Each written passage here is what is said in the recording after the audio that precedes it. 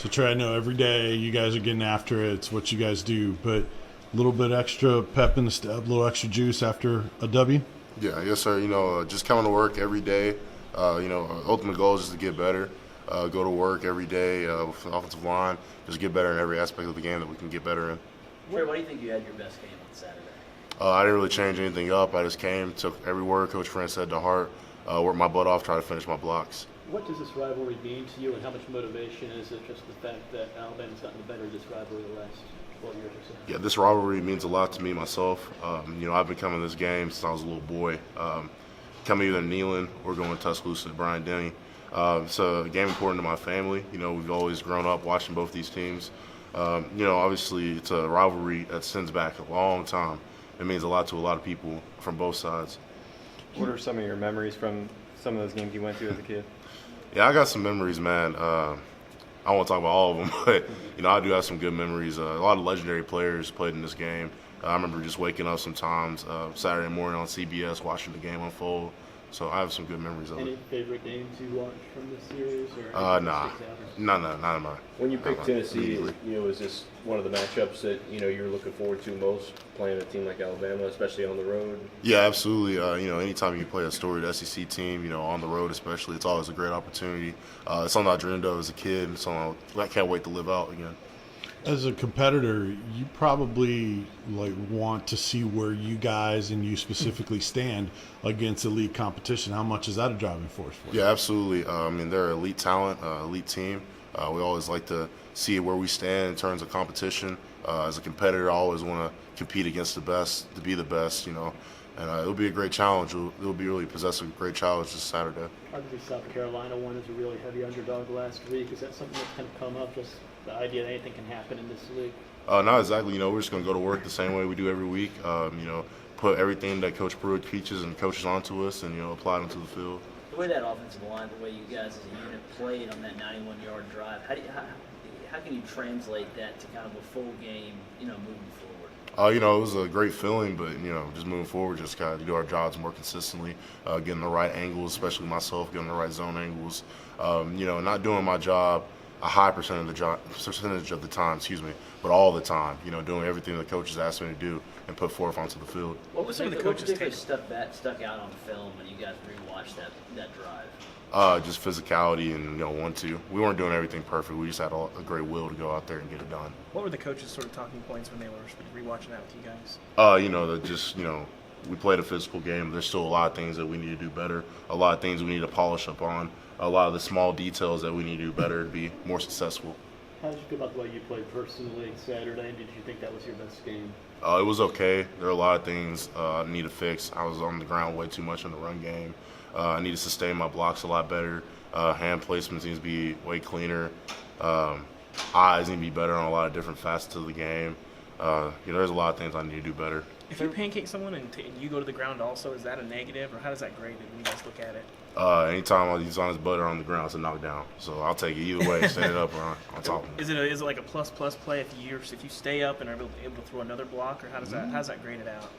I actually don't know. If he's on the ground, I did my job for the most part. When you look at kind of you talk about maybe you've been playing better a little bit, kind of getting gradually better each week. Yep. Can that be something as simple as you missed a lot of time and you've been knocking off some rust? I mean, can it be that simple in terms of the fact that you don't do a lot throughout the week and that you got to learn on Saturdays? Yeah, I think so. It's a little bit that can definitely play towards it. Ultimately it's just trusting the technique. A lot of times it's sort of hard to trust it, but at the end of the day, in terms of offensive line play, nothing I'm doing out there is natural. I'm not like a wide receiver. I can run a route. I can outrun somebody. It's not really about that. There's so many unnatural nuances to the game that I have to learn, polish in such a short time to polish them. I have to do it every day, week in, week out. So over time, it's more natural to get better at it. How do you have to fight the urge to kind of be perfect this week? Because everybody knows that Bama's offensive numbers, they are what they are. I mean, they tend to score a lot every game. But how do you fight the urge to make sure you don't get out of your element and think you have to play perfect against these guys? Yeah, man, there's never an urge to play perfect. It's just an urge just to do what we're told on the field. As long as we're doing what Coach Pruitt and staff, what they're teaching us, Coach Chaney, Coach Friend, everything they're teaching us, as long as we're applying it to the field as a unit, doing it successfully as a whole, we're doing our job. What's it been like getting Tim Jordan back into the mix at running back and being able to block for a guy like that that's just barreling his way through? Oh, absolutely, man. Our running backs, man, they're great. You know, from Gray, Jordan to Ty, you know, they're all really good backs. You know, just having Tim in the mix, you know, he did a great job on Saturday. A lot of violent physical runs, you know, getting us hype. You know, he did a great job. You and Wanye seemingly have different personalities. How are you two kind of able to feed off each other in that regard? Yeah, man, Wanye is a young dude, man, a little goofy sometimes, man. But, you know, having a guy like that can make the game a bit refreshing because, you know, you see it from a different perspective, like when you saw it when you were younger. You know, his energy on the field, I feed off of that. And, you know, sometimes where he might be a little too goofy jumping up and down, I get a little more focused, you know. But we feed off of each other, and it's a really good synergy that we have together. I'm really happy you came here. How would you describe the first half of the season for this team? You know, I mean, obviously it's not what we wanted in the beginning portion. But right now, you know, we're getting back on track. We're coming together. Like I said, we're going to work day in and day out trying to fix the different things that we're messing up on. Trey, you guys are cross-trained at a bunch of different positions. Have you worked at all at right guard? And is that a spot that you could be moved to depending on what happens with Jameer and some of the other guys coming back from injury? Yeah, absolutely. You know, being an offensive lineman, if I have to play left tackle, right guard, you know, anywhere I need to play, probably not center, but anywhere I need to play, you know, if my name's called, I'm ready to step up to the plate. Coach Friend, Coach Clemens, you know, they all do a great job preparing us week in and week out, making sure that any challenge that we face on the field, anything that we're going to face that week, we're always going to be prepared for it. So either or, I'll be ready to go. Trey, I know that you're a guy who, I think everyone here knows how kind of intense you get on Saturdays and how focused you are and how kind of amped up you can get for a game. When you wake up on Saturday and you're still like 14 hours maybe away from kickoff, how do you handle that day? Because I imagine you're trying to not get tired before the game starts.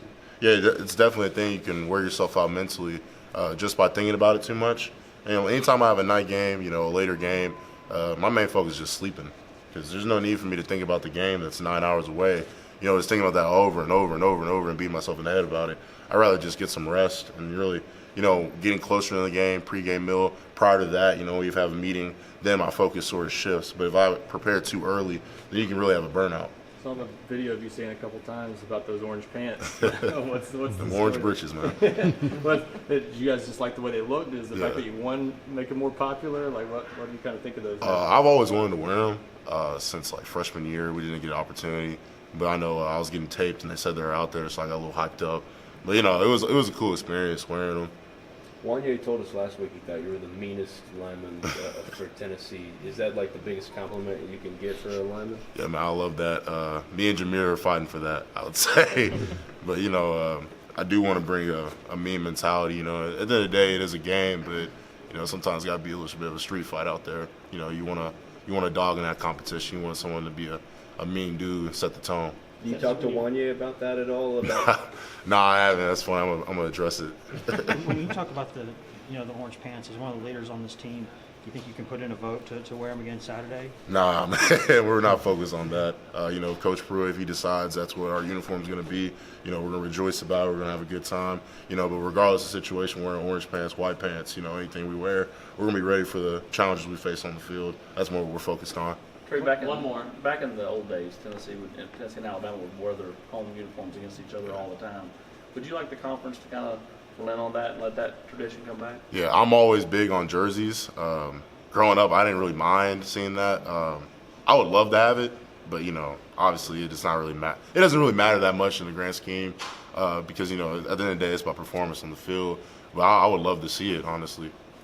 How have you adjusted to the routine of essentially not practicing during the week? Is that taking some time to sort of get used to that, and how have you dealt with it? Yeah, you know, going from that aspect, you know, if you can't have your reps, you know, you got to get it mentally. And so, you know, the coaches have done a great job, especially Coach Frank, Coach Clemens, you know, Coach O'Brien, people like that, you know, meeting with me day in and day out, make sure I'm comfortable with the game plan, getting sufficient walkthroughs, making sure I'm watching enough film, studying practice tests of the plays, you know, analyzing it enough that wherever the Saturday comes, you know, I feel comfortable in the game. Thanks, Jared. Thank you, guys. Whatever happened to